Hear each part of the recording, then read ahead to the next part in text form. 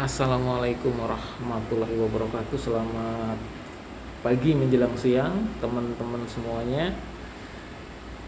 Kali ini saya akan bahas mengenai kerja bangku ya teman-teman ya. Jadi kenapa kemudian dinamakan kerja bangku? Karena memang kerjanya di sebuah meja. Nah, sebenarnya ini adalah pekerjaan sederhana dengan menggunakan perkakas tangan, dengan powernya adalah kekuatan kita ya, tangan kita, tapi kita memakai perkakas tangan. Bisa gergaji tangan, bisa juga kikir. Oke ya teman-teman, jadi alat utamanya adalah bangku, kemudian ragum. Bangku ini ya tentunya ada kaki-kaki yang menyokong meja, ini dari kayu jati teman-teman semuanya. Kemudian ini ada ragum ya, ragum atau catok. Tentunya fungsinya adalah menjepit benda kerja. Jadi posisinya seperti ini teman-teman.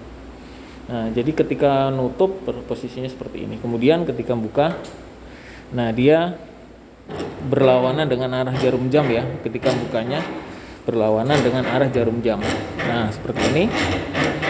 Kemudian memang ini terdiri dari ragum, ini terdiri dari berapa komponen ini ya. Ini rahang gerak ya, rahang gerak, kemudian ini rahang tetap. Kemudian di sini memang semacam insert, jadi dia bisa dilepas karena di sini ada bautnya.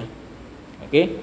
Nah, jadi misalkan ini udah tumpul atau udah sobek atau udah rusak bisa ganti. Seperti itu. Jadi memang ini bisa panjangnya hampir 300-an ya teman-teman ya.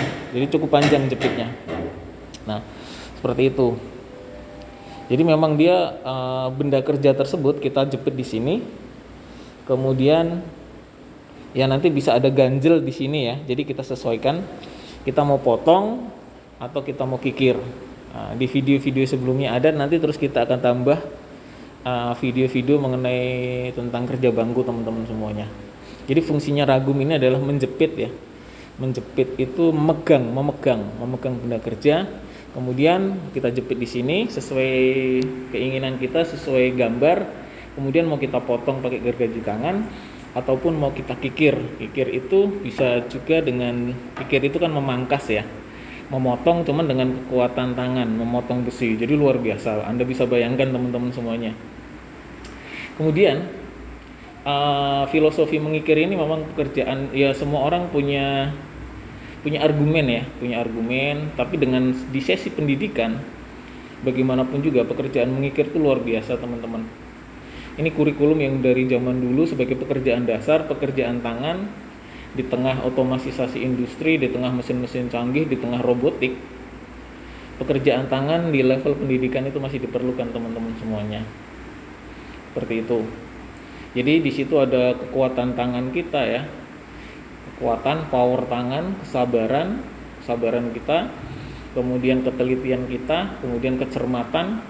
Nah, itu bisa jadi satu, dan itulah yang akan mengolah jiwa kita sehingga kita bisa konsisten dalam mengerjakan sebuah produk dengan tangan dan hanya dengan perkakas tangan.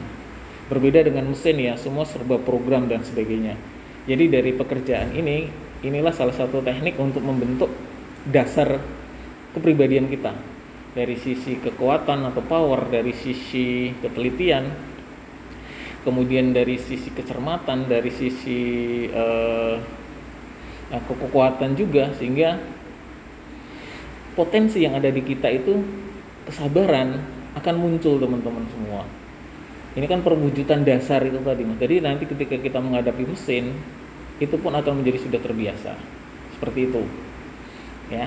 Jadi filosofi mengikir itu memang pekerjaan, benar-benar pekerjaan tangan yang memang ya kita bisa nikmati, karena kan filosofinya adalah mengikir. Waduh, ini bisa menghabiskan nasi padang yang ada di kantin, kira-kira seperti itu. Tapi sebenarnya lebih dari itu, ada sebuah ilmu kebatinan ya, ilmu kebatinan yang luar biasa nih manfaatnya tentang proses mengikir itu tadi.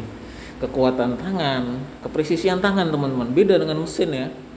Kepresisian tangan, kesabaran, keuletan, ketangguhan, kemudian kecermatan, kesabaran, ketelitian, luar biasa. Itulah yang akan mengokohkan hati kita dalam menghadapi sebuah pekerjaan dengan tangan kita. Kira-kira seperti itu ya. Kemudian sebagian memang dianggap remeh, tapi inilah pembentukan karakter kita. Ya, pembentukan karakter kita. Jadi ada banyak sih, umumnya sih antara gergaji tangan dan kikir. Kikir pun jenisnya macam-macam. Nanti kita lihat di sebelah. Nah, kikir banyak sekali. Bentuknya sama, dimensinya bisa panjang, pendek dan sebagainya. Luar biasa. Nanti kita bahas satu persatu ya. Jadi poinnya adalah kerja bangku itulah pekerjaan yang dilaksanakan di bangku. Ya, nanti di lapangan kan konteksnya bisa bermacam-macam teman-teman semua. Kemudian di sini ada juga alat ukur ya, ada jangka sorong, ada mister baja, ada siku. Biasanya di sebelah kiri. Kemudian dia tidak boleh tertumpuk ya teman. Semua alat itu tidak boleh tertumpuk, baik alat ukur maupun perkakas tangan itu tidak boleh saling tumpang tindih seperti ini. Nah, jadi harus seperti ini. Oke ya teman-teman, demikian pengenalan mengenai praktikum kerja bangku, apa saja yang perlu dipersiapkan ya. Nah, kemudian nanti kita bahas juga tentang K3-nya. Terima kasih. Selamat mencoba. Salam mengikir.